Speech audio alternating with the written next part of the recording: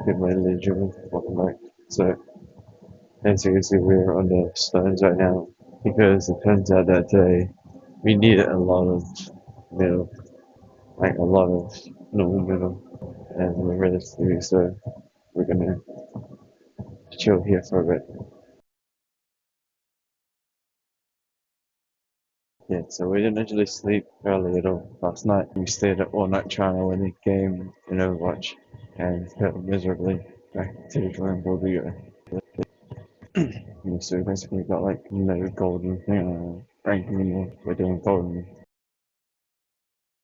As you can see from the data, it shows that we only burned 69 calories. Nice. And like, what? We would lose? Yeah, so we lost 700 calories, and that's about it. That was fast. That was really fast. I think it's because during I think for 20 minutes in the logging in phase. Wait, no, what I'm saying? Sorry. I'm saying the 20 minutes went by really fast, and also it is right now diamond hour, literally. Yeah, like there was zero car parks when I came here. No. There was zero cars in the car parks when I got here. The only car was a security guy, but he's already gone.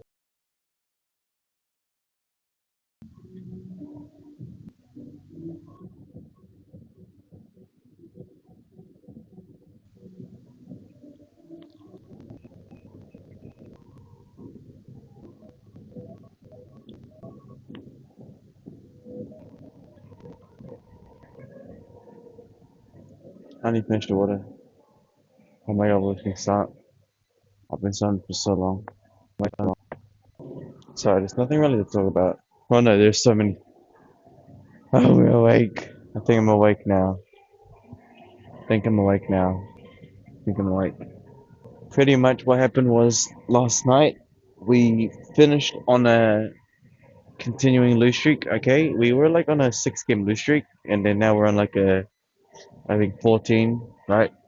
So many times it's because our teammates just leaving the games, or we're just bad in general, right? We did win 2 games in between, but those don't count because the enemy team's teammate left the game. So like we haven't actually in a proper fight. We we're still on like a 14 lose streak. So yeah, and also I didn't even sleep any kind of hour early. Matter of fact, we slept exactly on the dot. Now still sleepy, and we also went adventuring on a hill yesterday as well. So that's why I'm even more tired. But I'm already awake now. It just took like an extra hour. But yeah, today's episode's gonna be I don't know. Today's live stream is gonna be quite interesting. But first of all, we need to drink some water, and we also need to just wake up. We are wake up. We are awake now. The also still time an hour. Yeah, we're awake now, but I'm gonna have to drink this entire water bottle. Huh. Well, when it comes to Geno Crisis, uh, for Geno Crisis, what's gonna happen is we are going to. I'm thinking of taming up like some kind of strong creature. Probably like a. I think we're gonna get like a. What do you call it? We're probably gonna have to go to Cooked Earth and get a Mantis.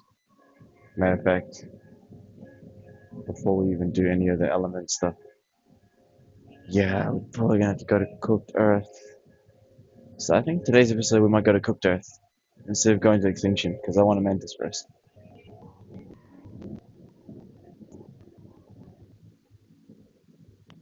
Yeah, because we need a Mantis for like getting element apparently, getting the element nodes. And I'm also wanting to get like a Bronto, just so I can put Gina aimbot on there. It's gonna be sick. I'm chugging so much water. What's crazy is that when we went to Overwatch yesterday, when we played DPS on Quick Play, we literally dominated. Like we literally win like 35 something. We carried MVP player of the game on the Serie champion, right? But then when we just go into support and rank, it's like we just never. I I know it's like somewhat it is my fault, but I swear playing support is actually just RNG. It's RNG to a degree, right? Feels like Overwatch is kind of RNG at the end of the day, right? But when you play tank, it's RNG as well because you need a good support and good team. But when you play, I feel like playing DPS is the only way to actually like fully carry and climb because like even if you have really bad teammates, if you're just a really good DPS player, you could literally win regardless, right? But you also need a good healer sometimes. But you know, if you play Tracer, you're kind of just playing your own game. I'm nasty about it. It's just that the DPS queue takes so long. There's like support only takes 1 minute, but DPS takes like 6 minutes. But honestly, it might be worth waiting that long because I'm getting tired of playing support, man. Oh no, Arjuna is good. We have a lot of win rate. Our win rate on Arjuna was really good. It's just that recently just not working out for some reason.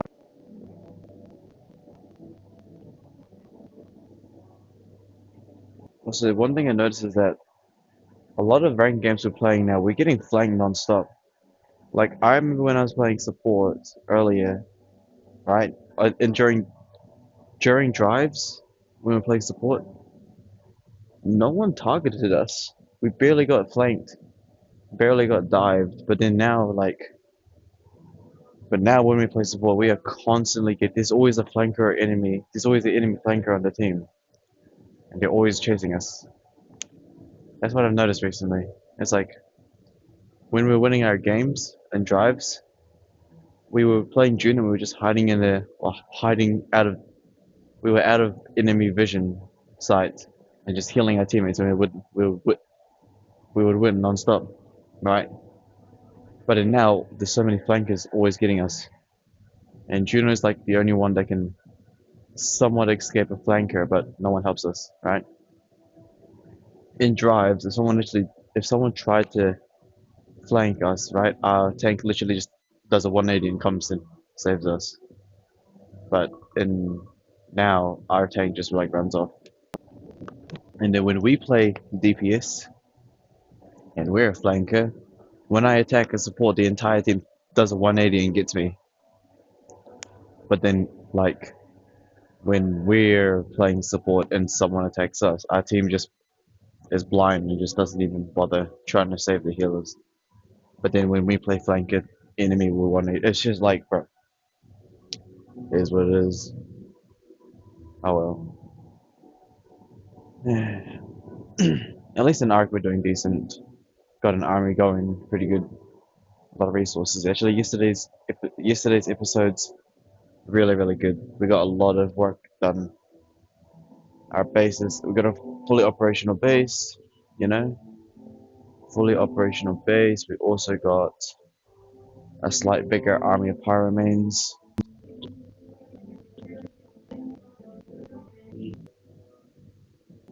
Oh, I'm tasting blood. I'm tasting blood in my mouth. GG. Ah, still diamond now. I don't know where everyone is today. Not a single soul. I came here and not a single. No, the only soul here was a security guard, but then 20 minutes went by in a second because I was asleep. And then everyone's just gone. It's like I'm not just the only one here. Apparently, it's gonna be there's hunting and fishing today as well. See, that's gonna be all interesting, I guess. Is there anything else to talk about? Uh, I mean, when it comes to Junior Crisis, the plans are there's like so many opportunities. There's so many things to do. In Overwatch, ah man, I like being a good support. Like I like healing the team because at the end of the day, the healer is also like almost I would say the healer is almost as important as like everything else, right? I don't know, it's just like I just like, I don't know, playing support is, it's like when you have a good team and you're like healing non-stop, it's good because like you're like the backbone, right? Because the tank cannot exist without you, the DPS cannot exist without the tank, and you're basically like the king, basically, right? But if you're playing DPS, you're heavily reliant on your supports, right? Well, kind of, but when you play tank, you literally need to rely on your supports, right? So that's why I don't like playing tank because tank you have to rely on the supports. So I was like, but playing DPS is not bad either. You can carry, so that's why we only play support and DPS. But the thing is, when we play support, for some reason, the rest of our team's either trash or we just getting targeted and no one's helping, or yeah. And also trying to play aggressive. I don't know. I don't even like playing aggressive on support because in my theory, if I'm playing support, I'm supposed to heal because that's my job. I don't like playing support aggressively because you just get yourself vulnerable to the line of sight and just die, right? It just really depends, but usually I prefer playing support where you're just focused on healing rather than trying to play DPS and healer. It's like, why do both jobs? Just give the job to the DPS to shoot the enemies and I'll just shoot our teammates. And it's like each person got their role. It just depends, man.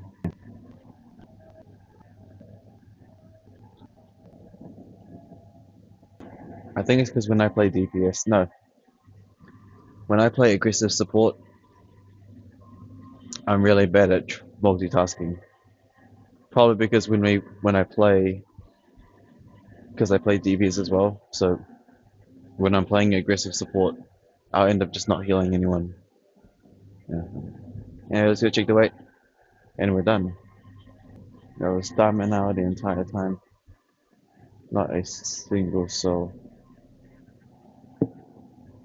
I don't even know how heavy we're gonna be. But it was 71 point like something yesterday. Well, 70.80. Hmm, interesting.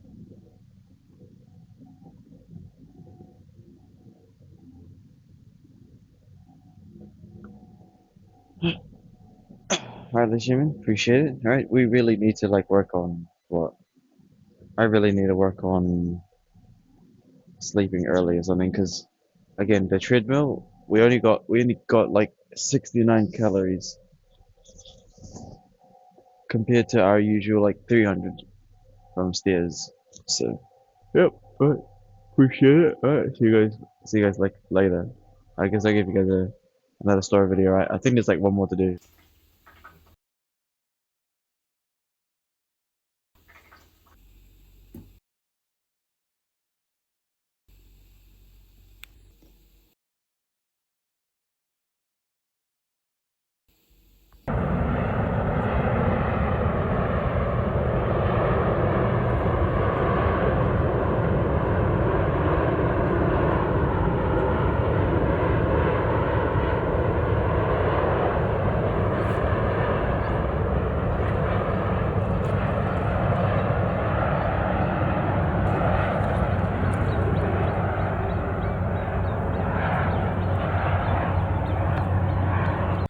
Yo, what's good? Alright, so, as you know from this morning, we shall be finishing today's story time, right?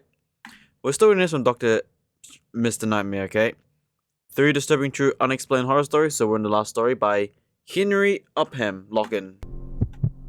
Let's go. See what's about. This story I'm about to share happened to me around 10 years ago. It's without a doubt one of the most terrifying things that's ever happened to me.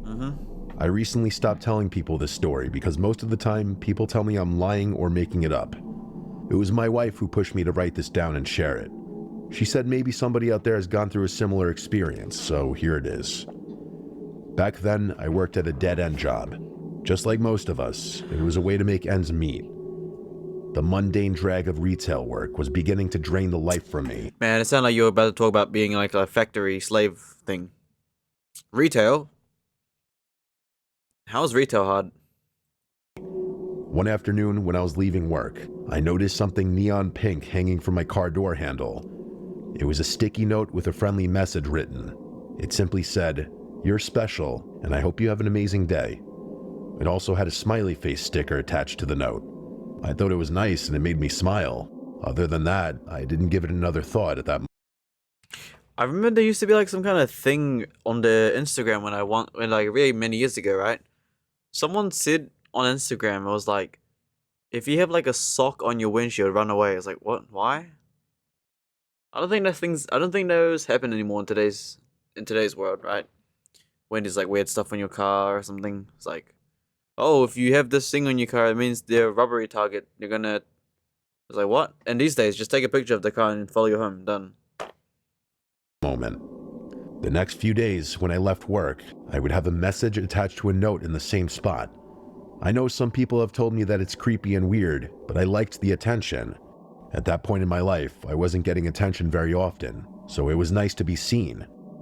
After 3 or 4 friendly messages, I decided I was going to leave a message on my door this time. When I parked for work that morning, I grabbed my own sticky notes and wrote a message. I kept things friendly, while also walking that line of being a little flirtatious. When I left work that afternoon, I was happy to find another note. The flirt worked because this person started flirting right back. I didn't know if Bro's flirting with a dude or something. What's going on? this was a joke or if it was serious, but either way, I kept the charade going for a few days. The shift before I had a day off, I left a note saying something along the lines of, "Don't miss me too much on my day off." When I left work, I had a sticky note that just had a sad face drawn on it. This is where I thought the game would end for good. Somebody was having fun with me, I gave in, and now that I was going to be off, I figured it would just fizzle out. I couldn't have been more wrong. When I woke up the next day, I did some stuff around the house. It was late morning when I went outside for the first time. I noticed something neon pink on the car door again. I couldn't believe my eyes. I tentatively approached the note. It said, "You look cute when you're sleeping." This scared me. Could be a... interesting. I don't know what you can do about that, honestly, right? I mean, if they recognize your... If they could read your pattern on, like, work days, then obviously they're gonna know where you live, right? It's kind of... After a little while, I concluded that someone was messing with me. It clearly was someone I worked with who knew where I lived. It was the only thing that made sense to me. Either someone you know from work or someone that's stalking you, but they're gonna have to have a good reason. They're gonna have to at least have some kind of history with you, right? Because again, you are a retail worker, so you ain't rich or anything, you know? So who knows? Maybe it's a customer. You don't even know. Note up and threw it away. When I returned to work, the notes continued for a few days. They started friendly, but by the 3rd day of my not responding anymore, they started to get mean. The friendly messages were now saying things like, "You better answer me," and "Remember, I know where you live." I thought about calling the police, but I was still so sure that it was somebody I knew messing with me. I decided to leave a note the next morning. I wrote a message saying to leave me alone, or I would call the police. I didn't really have plans to call the police, but if it were really somebody I knew, I thought that this would be when they finally came forward, or at least stopped with the notes.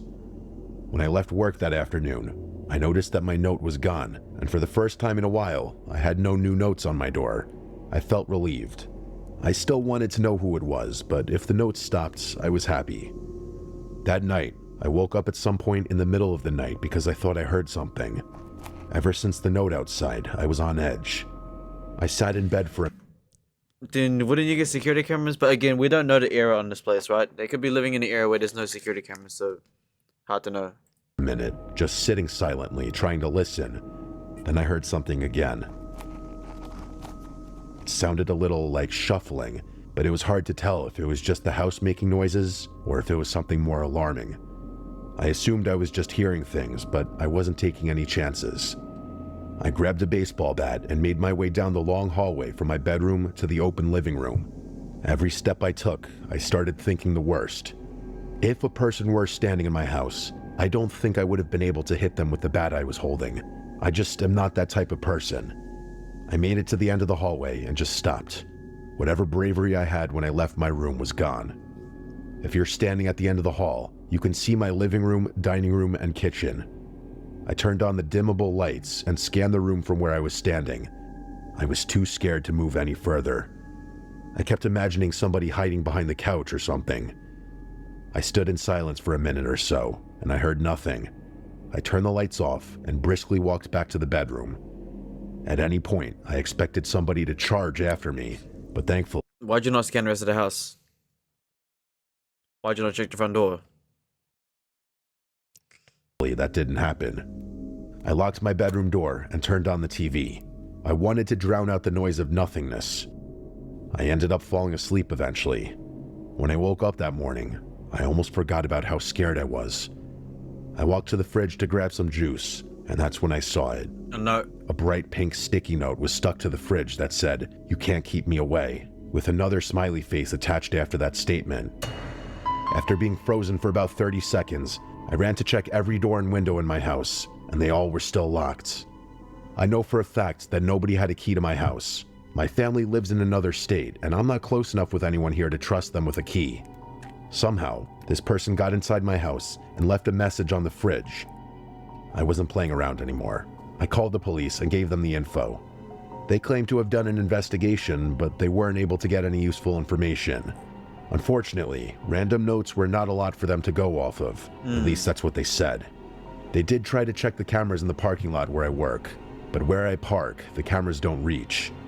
The employee parking spaces are on the side of the store, and there are no cameras there. The police concluded that it had to be someone who knew me. I would have agreed if it were not for the note inside my house.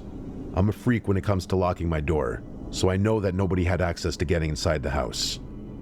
I stayed at a friend's house for a couple nights just because I wasn't ready to sleep at my place yet. We ended up going to the hardware store and bought all new locks for the doors. That first night back at my place, my friend stayed over. Okay, so making some good steps. Don't sleep in your house, get new locks.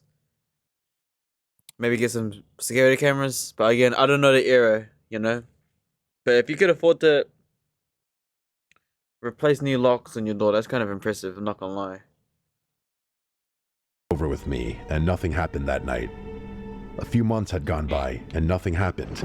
No new notes at work, and nothing at my house. It was over 2 months later. Turns out it was his friend the whole time. I left for work one morning, and I noticed one of the horrible pink notes on my front door. I grabbed the note, and it said, "I guess you don't want to play anymore." I called the police right away, but they didn't do much. I invested in cameras after that, but nothing ever happened again. Changing the locks in my house might have saved my life. Somehow this person had to have had a key to my house. It's the only thing that makes sense to me. Well, there's another way they had. You might have actually just forgot to lock the door.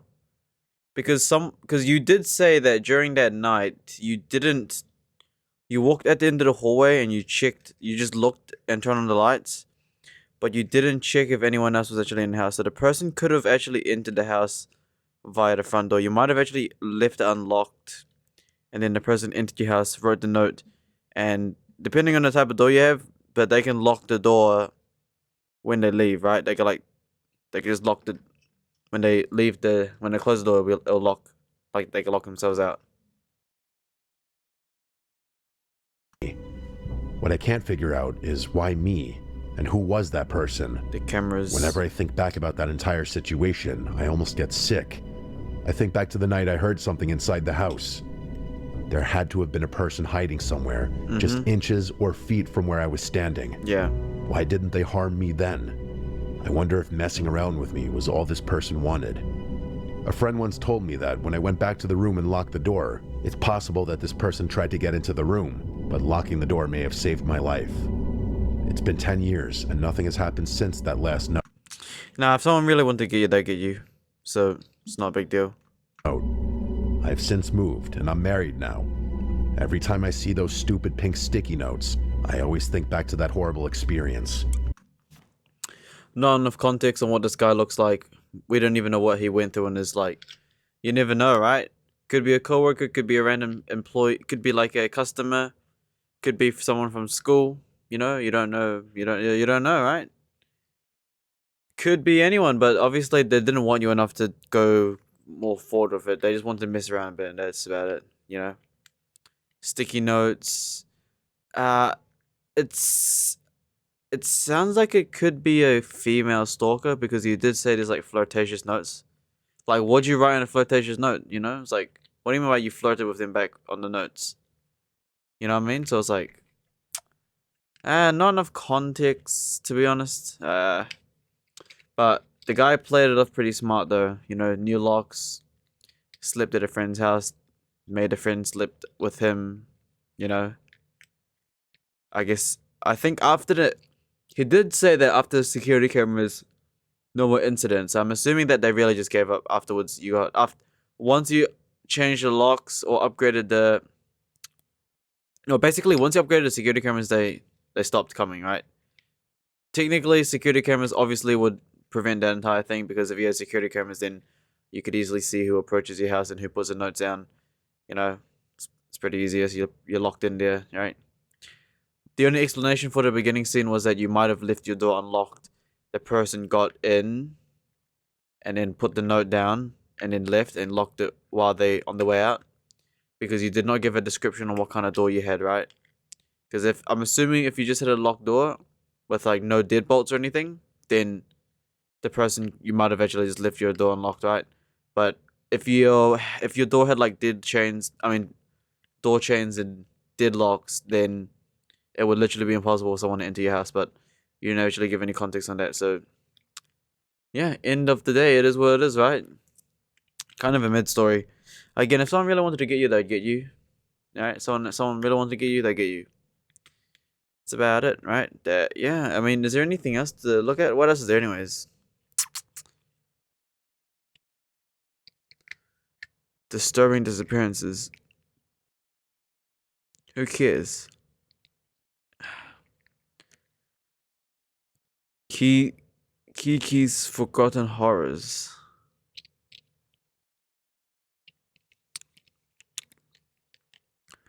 If you live in West Virginia, 3 disturbing delivery horror stories. Oh, the delivery ones are kind of good. But I mean, it's kind of the same thing, right? Just read the place, you know? What else is there?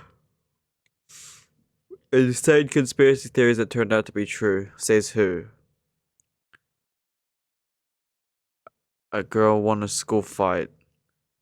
Sits outside. I don't even know if that's real. Vape versus thermal? Who vapes? You guys get ready with me to hang out with Fine Shite. 32, 33, 35, 35, 35, 38, 39, 40. Elder millennial. Elder millennial. Happy birthday to you. Happy birthday, dear Christopher. Happy birthday.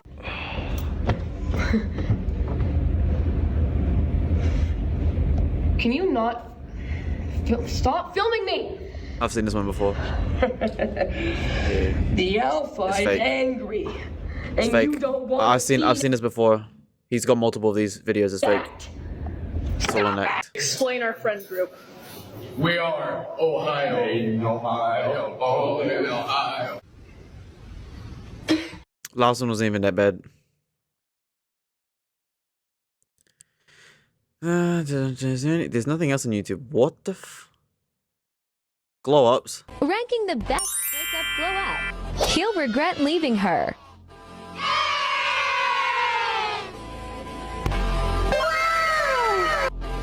So loud. So unique. What?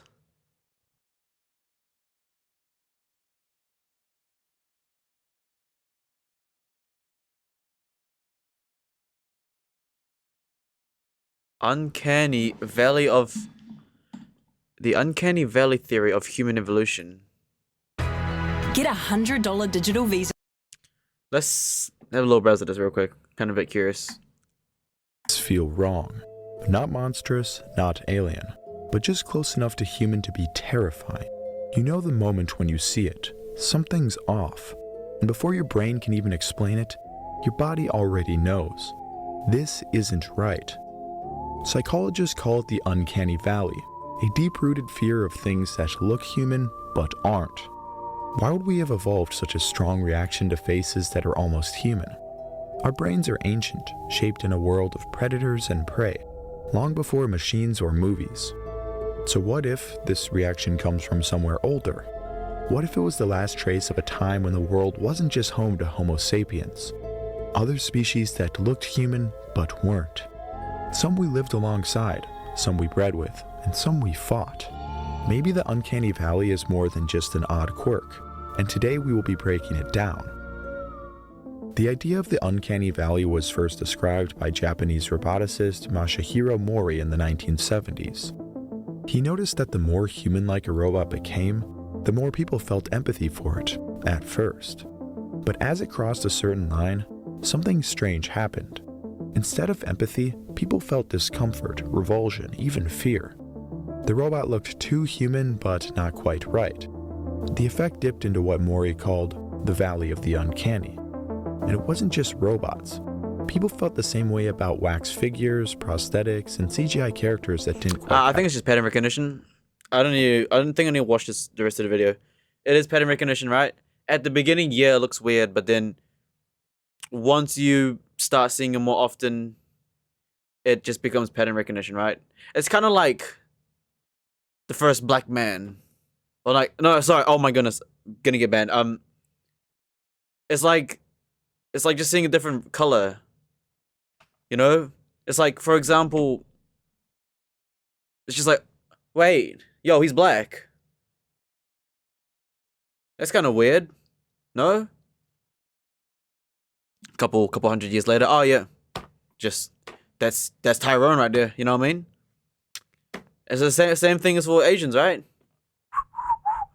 Yo, that one's eyes a bit smaller than usual. 100 years later, that's just Ching Chong over there. He's just chilling, selling rice and stuff. You know, it's just pattern recognition. There's no. Sure, it could be uncanny, but then after a lot of overtime pattern recognition, yeah. It's like, imagine seeing the first gay guy. It's like, what the? Yo, hold on now. But then over time, it's just like, oh, well, he's gay. You know? It's kind of like first time seeing a man wear makeup. A man wear makeup is like, whoa. Yo, he kind of... Stay away from me, bro. I mean, that's probably still right now, but like, over time, it's like, oh, he's just wearing makeup. Chilling, right? I don't think I want to watch the rest of the video because if you just have a lot of pattern recognition over time, it's fine. So like, of course, the first reaction is gonna be like weird, uncanny, uncomfortable, but guaranteed over time you get used to it, right? It's kind of like how when you're a kid, right? And you get scared of like a mascot, but then over time you see the mascot all the time. It's like, oh, that's just Barney the dinosaur. You know, like as a kid, I bet this is uncanny, right? Look, it's like, yo, hold up. As a kid, it's like, whoa, what the hell? Yo, who's this? That's kind of weird. I'm not gonna lie. But then after you start watching like many shows, like, oh, that's just Barney, right? Chillin', Bing chillin'. You know, it's just pattern recognition, right? Like you can call this uncanny, but like, you know, see it more than enough, you're like, oh yeah, it's just him, right? You know, it's just pattern recognition, right? Your life. Something about these faces, too. Like, sure, it's uncanny, but like, okay, now that's just a horror movie, but instant. It's deep in the mind, and it begs the question: why would we have this instinct at all? Nah, it's just pattern recognition. Again, if you started seeing these faces multiple times, it's like you get used to it. It's kind of like a jump scare from like if you're playing a video game, right? And you get jump scared by the first time, it's like, oh, you get jump scared, right? But then over time, it's like, oh, it's kind of like for example, FNAF jump scare, right? It's like when you first see the jump scare, right? When you first imagine being the first one to play this game, and you get jump scared by Freddy Fazbear, right? you probably shit your pants, right?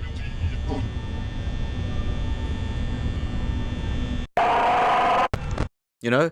But then when you play the game over and over and you keep getting jump scared, you're like, oh, it's like, get off my screen, bro. You know?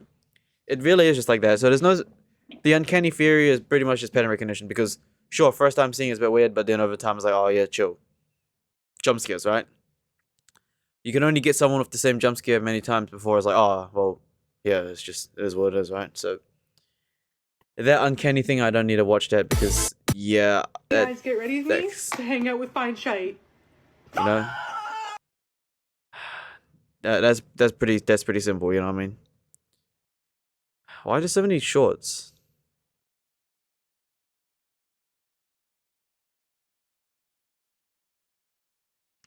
Horrors on YouTube Kids. Down syndrome moments. What? Push-up trend.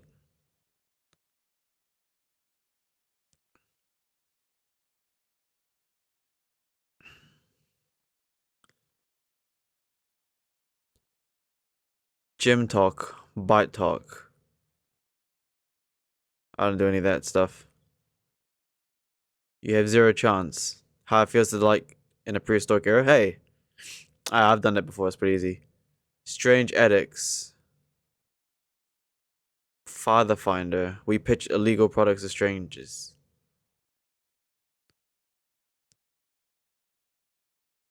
Who was this man waiting in the dark?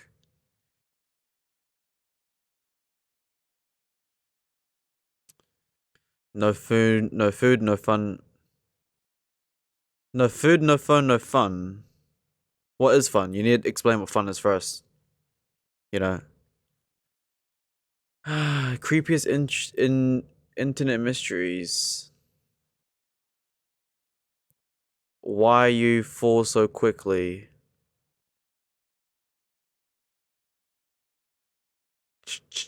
Do not join. Terrifying cult still operating today. There's plenty of things operating. Scariest. What does that mean? Who's the teen? 6 adults. 6 teens and 2 adults. Don't give me an ad.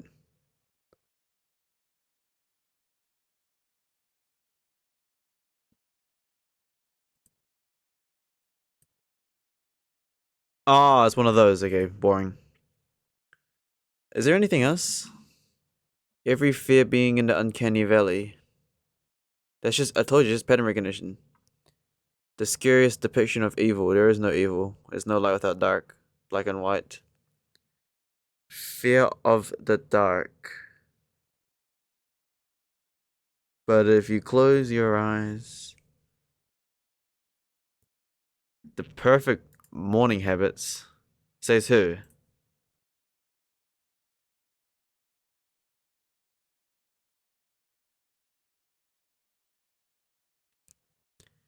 Manipulation techniques and how to combat it. But not everyone knows what it is and how they are being affected by it. Let me explain. Gaslighting is when someone messes with your sense of reality. It doesn't always look dramatic. Sometimes it's quiet, subtle, like someone just gently rewriting the story over and over until you start to wonder if you're the problem. You remember something clearly, and they tell you it never happened. You try to explain how something made you feel, and they say you're being too sensitive, doing it not to disagree, but to make you question what's real. And over Then just use your own logic. Don't base it off someone else's words. Hey man, it's a bit. The lights are a bit dimmer, isn't it? Nah, it's not. What do you mean? I look at it. You fucking retarded. It's dimmer. Let's go change it. It's good. You know, it's like just to avoid gaslighting. Just step in, be like, yeah, stand by your words. Nah, this light's dimmer. What do you mean? It's the same. Shut. Fuck. The lights. Change it now, or you're fired. Next, love bombing. And that's exactly the problem. It starts with intensity. Not affection, not care. Intensity.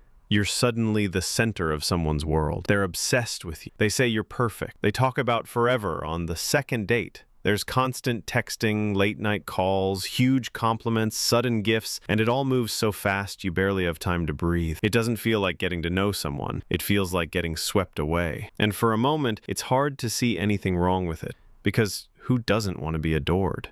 But that's the point. Love bombing isn't about you. It's about creating a feeling, one that's hard to walk away from later. Because once you're hooked on the high, they change, they pull back, they go cold. You start wondering what you did to make it stop. You blame yourself for the shift and you try to win. What the hell is that? What is love bombing? Is he talking about like hookups or like what?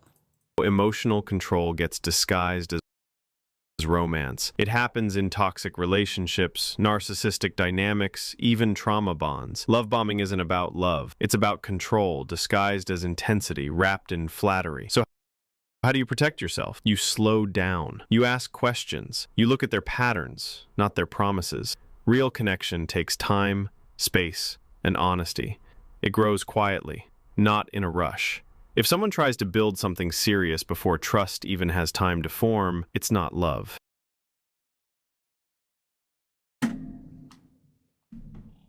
Look like manipulation. It's not someone yelling or demanding.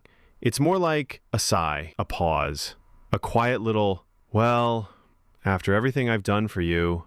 They don't come right out and say it, but suddenly you feel like you've let them down, like you should have known better, like saying no makes you selfish or cold or ungrateful. That's how guilt tripping works.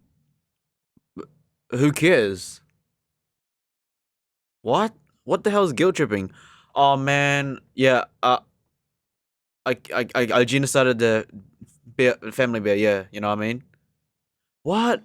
You really killed the you really genocided the bear family? Man, that really sucked. Yeah, I did. They did now. What are you gonna do about it? Anyways, I'm gonna go kill some more things, right? Hey, let's go, Gina. You know, it's like guilt tripping who? Families, relations, the silence, the disappointment. Who cares what the? If you're disappointed in me, fuck off. I don't care. I did my go. What? Who cares? Next. Instead of talking to you directly, making a sort of social triangle. It doesn't feel like an argument. It feels like a side conversation you were never invited to. Suddenly, you're hearing things like, well, Sarah agrees with me, or everyone thinks you're overreacting. That's not communication. That's strategy. Triangulation creates this dynamic where you're not just dealing with one person. You're now up against a whole invisible team. And because you're outnumbered, your voice starts to feel smaller. If you just man up, then you're not gonna shrink. Who? You and what army? You and what army? Why would you shrink yourself just because they said? It's like a gay guy saying, hey, you make all of us gays feel terrible. Bad, shame on you. But you just, it's, okay, what? Fact, shut up. Next. The White Knight. Solutions you didn't ask for. At first, it feels like they're helping you, like someone finally understands what you're going through. But that's only the setup. Because in toxic dynamics, the White Knight doesn't just help with problems. They create the problem themselves, just so they can be the one to fix it. They stir up conflict behind the scenes. They chip away at your confidence, then comfort you when you start to fall apart. They'll tell you someone's turning on you, and then offer to protect you from the fallout. They build the fire, then show up with the hose. That's a good analogy, right? They start the fire and burn it down. That's kind of what the Matrix does sometimes. They will on purposely let things happen so they could cure it later. It is what it is. Why? Because being the savior gives them power. And if you didn't need saving, they wouldn't have a role to play. It's subtle. You don't always see it happening because it's wrapped in care and concern. But their support comes with strings. It's not about you getting stronger. It's about you staying broken just long enough to keep them relevant. And if you start growing, if you set boundaries or solve your own problems, they might withdraw or turn cold or flip the script entirely and make you feel like you're ungrateful for everything they've done. So how do you deal with it? Start noticing the pattern. Do they step up when things fall apart, or do they quietly push things toward falling apart? It depends on the problem. Like if you saw him throw the Molotov in your base, then yeah, I'll be like, you're the one that started the fire, my friend. What are you doing? It just depends on the context. The White Knight. It's like punching someone in the face. Here's a band-aid, you're welcome. But you punch me in the face, why'd you... Calming, respectful, needed. But the silent treatment, that's something different. It's not a pause, it's a punishment. It's what happens when someone uses absence to control you. They don't yell, they don't explain, they just go. If someone gives you the silent treatment and it disturbs you, then... How? Okay, if someone gave you the silent treatment, it should be like, okay, silent treatment, it's like, oh, how does that affect you? If someone gives you the silent treatment, it's like, oh, okay, ignore me then, fine, I'll just do my own thing. I'll ignore you back. How does silent treatment manipulation? If someone wants to cut you off from their reality, then she's like, okay, fine with me. How does that affect you? Silent treatment for what? That's retarded. It's like, is this like how to become a victim in every scenario for no reason? Probably. Bread crumbling. Never enough to actually move forward. They'll send a hey text every few days, react to your story, compliment you randomly, just enough to remind you they exist. But when it comes to making plans, showing up, or committing to anything real, it's always vague, always later, always just out of reach. It's like, it's always vague. Yeah, always later, always just out of reach. It's like emotional clickbait. You keep checking in, hoping this time it'll be different, that maybe now they're finally ready to show up, but they're not. They're just dropping another crumb. The goal of breadcrumbing isn't connection, it's control. How is that control? If you started texting someone saying, hey, you want to do this, you want to do that, you want to do this, and they say, no, I'm busy, I'm like, okay, then next time I want to ask you. And it's like, hey, why'd you... And then when the person's like, hey, why'd you not invite me to the trip? You're like, you didn't ask. You free? Okay, bet done. How is that minute? Okay, whatever. Next. Bridgecoming's retarded, by the way. Yo, this is actually... What is this video? It's so weird. Disorienting manipulation tactics out there. And once you know what it is, you'll start seeing it everywhere. The term stands for deny, attack, and reverse victim and offender.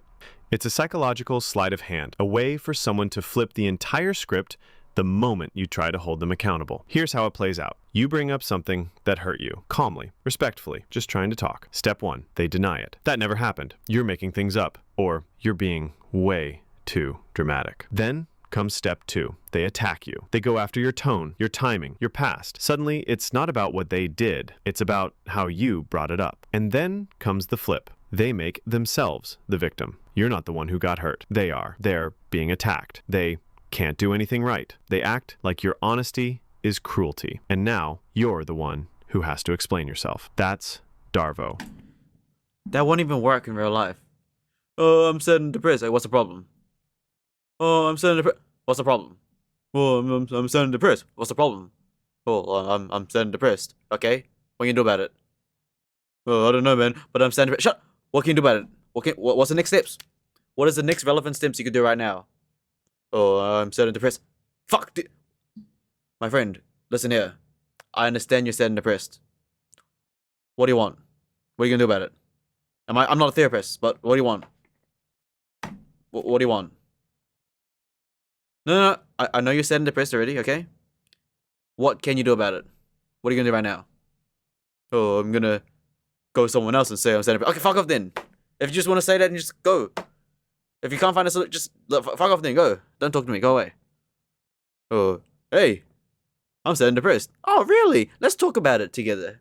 Oh, yeah. So, okay, let those two talk. Let those two talk, Bella. Fuck, okay, whatever. Just do my own thing, right? What a terrible video. Every manipulation technique. What you mean? Just how to become a victim in every scenario for no reason? What is that? What was that video even about, bro? I don't understand.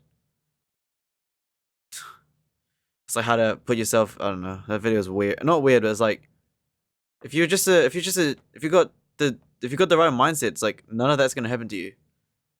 That mindset, that manipulation thing's more like if you rely on someone. But if you don't rely on anyone, nothing's gonna hurt you, right?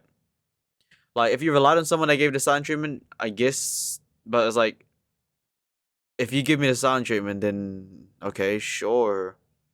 Bread, and then like the breadcrumbing thing, what? Okay, if you're busy then fine, whatever. Just go somewhere else, right? The White Knight, that's really contextual, right? Because obviously, you know, someone can't just shoot you on the leg and help you bandage, right? It just really depends. What else is it? How to never run out of things to say. Yo, we always run out of things to say. We always run out of things to say. Hold on, if this is small talk, I'm gonna fuck. Hey, we always run out of things to say though. Oh my goodness, my thing was on the Overwatch and it's fine. I'll just keep it on here for now. It's fine, whatever. Someone new, or someone you kind of know. You start with the basics. Hey, how are you? What do you do? I'm chilling. Which team are you in? Why asking so many questions? After a few exchanges, silence. That long, awkward pause. Yeah, because there's nothing else to talk about, my friend. Like, what do you want to talk about? That makes both of you want to check your phone. I've been there too, not just at work, but at weddings, parties, and random social events. Talking to a distant cousin you barely remember, or a stranger at a bar you'll probably never see again. But what if you could talk to anyone, confidently, you naturally, and never run out of things to say? Well, it depends on what you want, right? I could easily non-stop talk to someone. It just depends on how much I want, right? If I really wanted to talk with someone, I'll be like, here's a list of questions. I'll be like, hey, where do you live? How many kids you got? What kind of job you got? Me? Oh, I'm just chilling, you know what I mean? Anyways, how many pets you got? Okay. So where do you live again? Oh yeah. What's your hobbies? You go to the you go do soccer practice, or what time do you usually go? What do you enjoy about soccer? Oh, okay.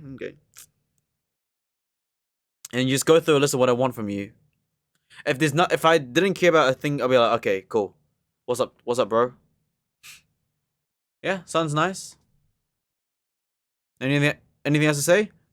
No? Alright. I'll see you guys. I'll see you later then. Peace out, bro. Most of us struggle because of one thing: social anxiety. Some people feel it lightly, others more deeply. And I've definitely been on the advanced level. No cheat codes, just awkward trial and error. Over time, I realized I wasn't broken or antisocial, I was just untrained. Being good at conversations isn't about being confident, it's about skill. No, it's about what you want. If it's about skill, then you're just manipulating, trying to get... It just depends on what you want. And like any other skill, from playing an instrument to writing well, it can be learned. After years of observation, failure, and practice, I found that there are only 3 things you really need to speak to anyone naturally. You need to list out what you want speaking to them. What are the main benefits of me speaking to you? Does speaking to you benefit me in any way? Sure, you know? Like, the only reason you speak to someone is to get something from them, no? To distract them, or like you need a purpose to speak to someone, right? So, well, what do you want from this person? You know? And you can imagine someone says, I went golfing over the weekend. That's cool. When did I ask? You can either respond with, cool. That's cool. That's crazy, bro. That's crazy. You went golfing in a weekend? Nice. But if I wanted to know about their patterns, I would ask more questions. So if someone said, hey, I went golfing on the weekends, if I didn't care about it, I'd be like, oh, cool, you went golfing. But if I was tracking down his like lore, I'll be like, oh, you went golfing? No way, bro. Like, where did you go golfing? If I really wanted information. But if I didn't care, I wouldn't go further than cool. You ask things to get something from them. Listen more when you speak. Find common ground. End the story. It depends on what you want from them. Done. Man, these videos are so boring. I've somehow made this Firefox recommendation into like the weird stuff. People that dream big and do nothing.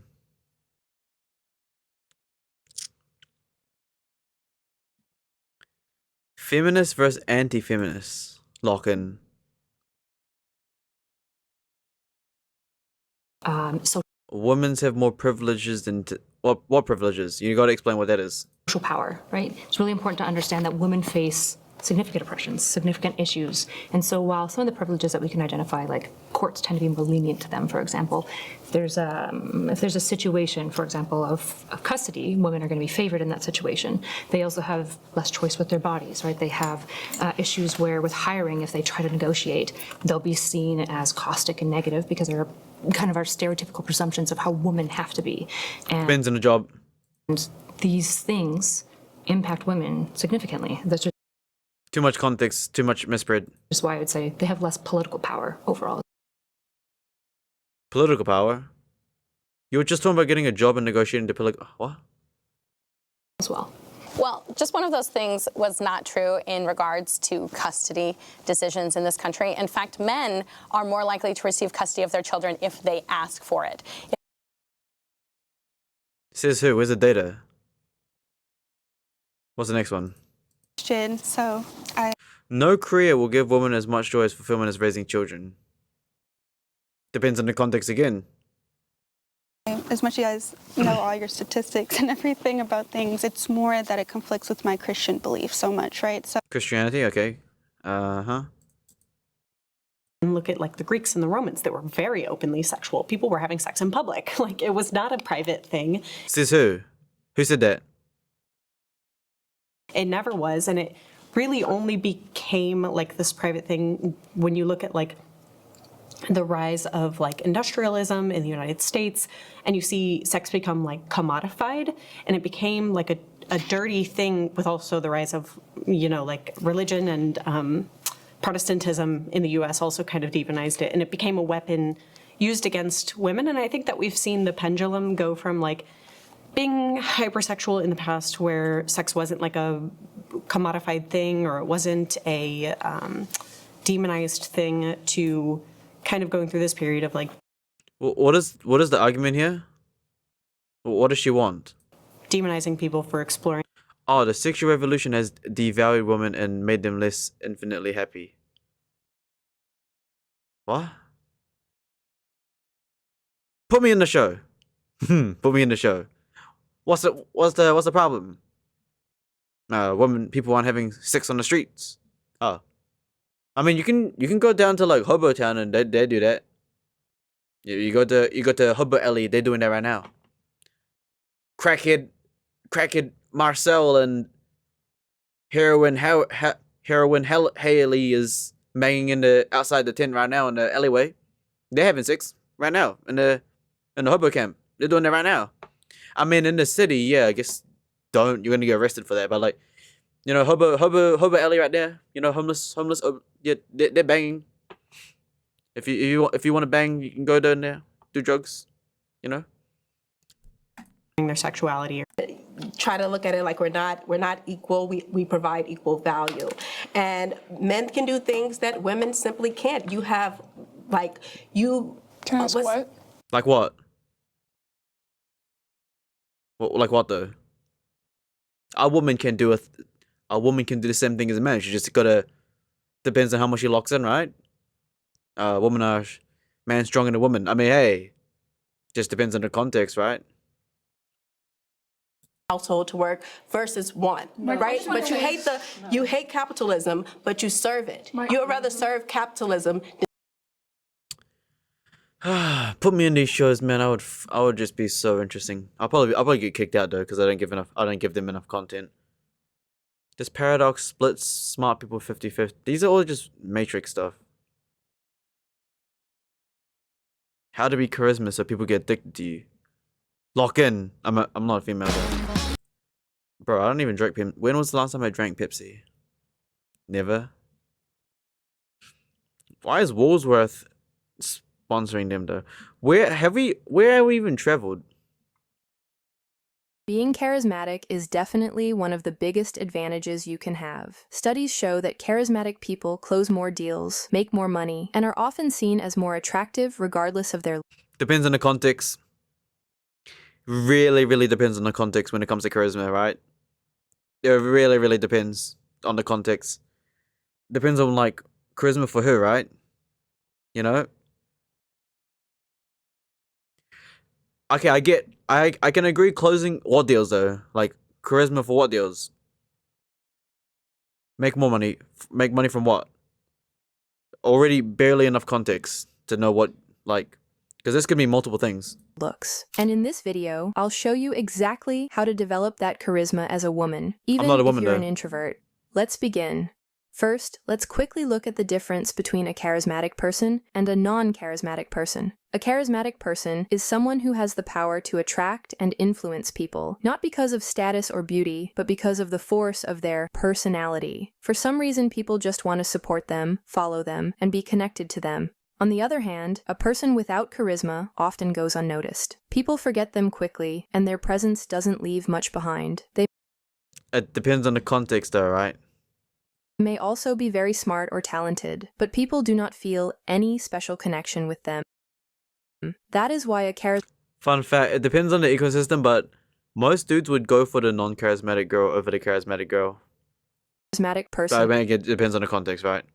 can often succeed in situations where someone else with the same abilities would But this could flip as well, because someone that's non-charismatic could get a lot more benefits. It just depends on the goal, right?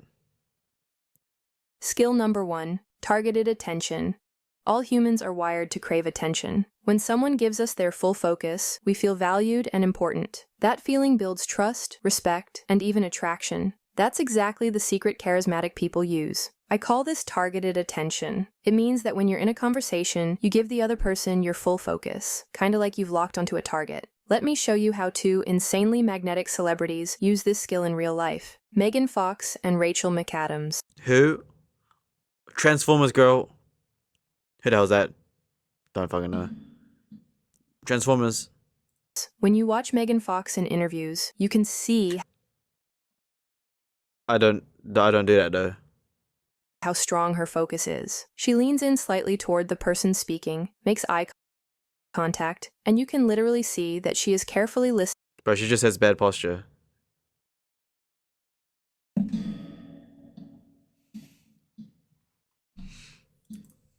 Using targeted attention in your own conversations. First, don't interrupt the other person, and don't jump in too fast with your own stories.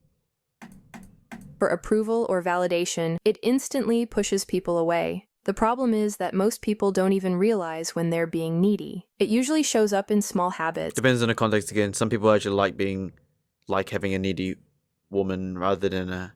Just depends. To make yourself look better. Over-explaining or bragging to prove your point, and refusing to admit that someone else is pretty, smart, or successful. All of these little habits silently destroy charisma because they radiate neediness and insecurity. So what should you do instead? The opposite of neediness is what I call warm confidence. And in my opinion, it's probably one of the most powerful traits you can have if you want to be charismatic. It's the ability to make people feel good around you while showing you don't need anything from them in return.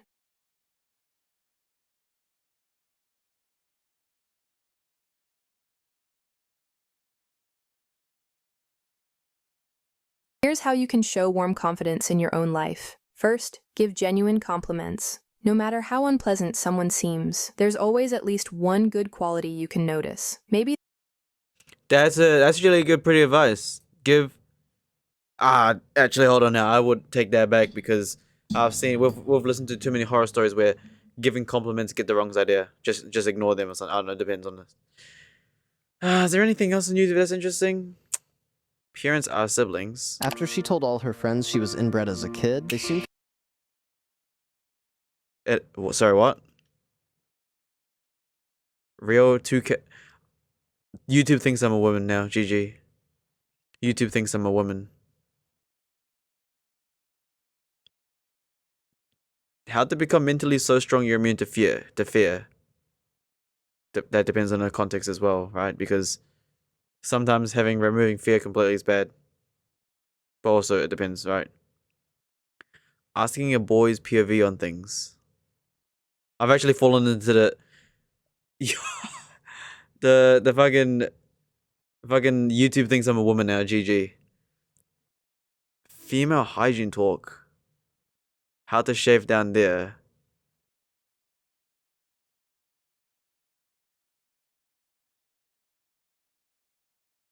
How to spot a lion instantly. That. Oh, oh, hold on. Let's see. I'll see if it's valid or not. What if I told you that right now, someone close to you is planning to lie to you today? And here's the scary part. You probably won't even notice. Most people get lied to 200 times every single day without knowing it. But what if you could flip the script? What if you could become like a human lie detector and catch every single lie before you get... That has hard to... Let's start with the magic question trick. Most people ask terrible questions that make lying super easy, like asking, "Did you have fun last night?" That's way too simple to lie about.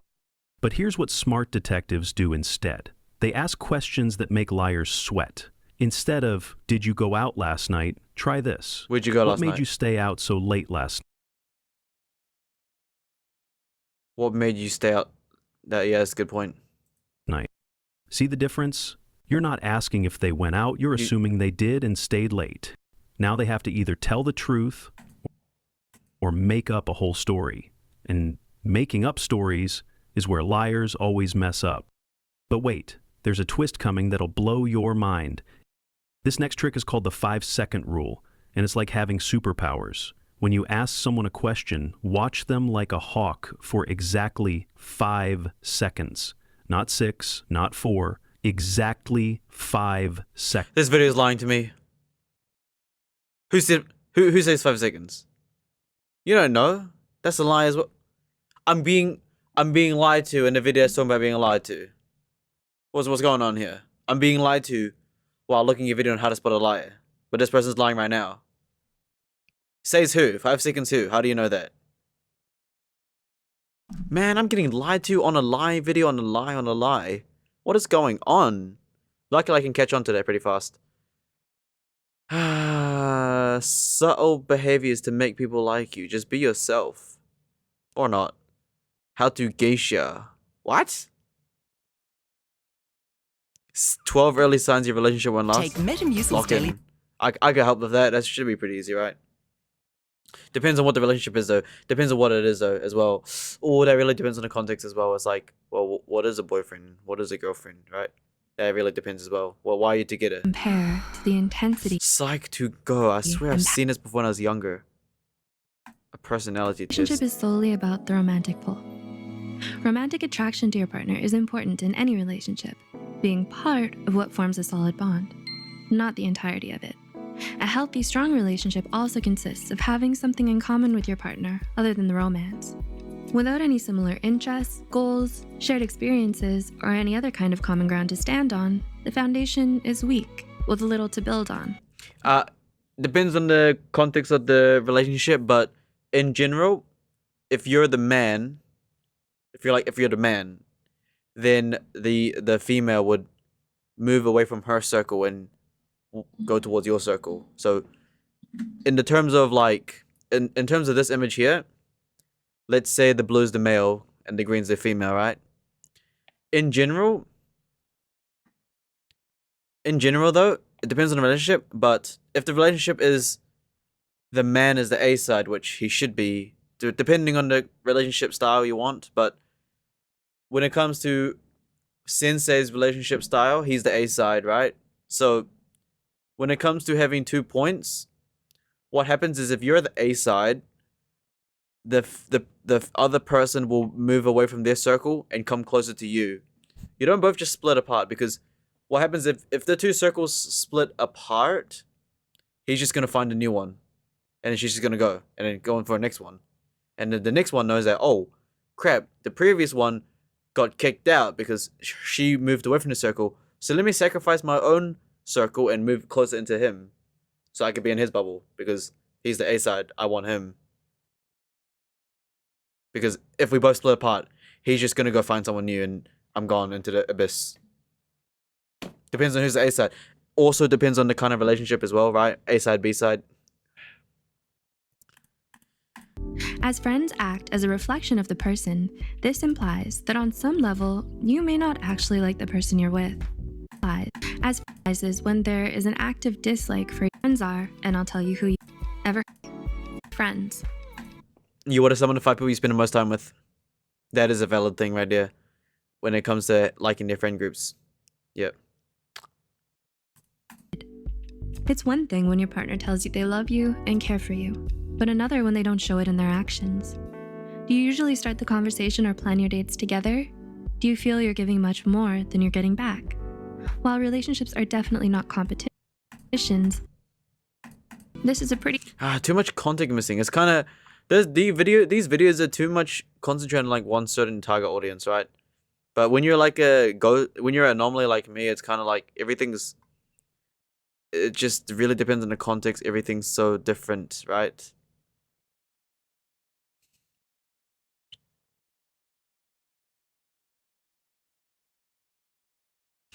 Personality orders don't work anymore, by the way. I used to thought they were interesting, but if you really wanted, you could just be yourself, right? Like, it depends, right? You can be an introvert near certain people. You can be an extrovert near other. Like, it just depends on the context as well, right? So, yeah, when you're a anomaly, you can see all sides, both sides. Make him cry missing you.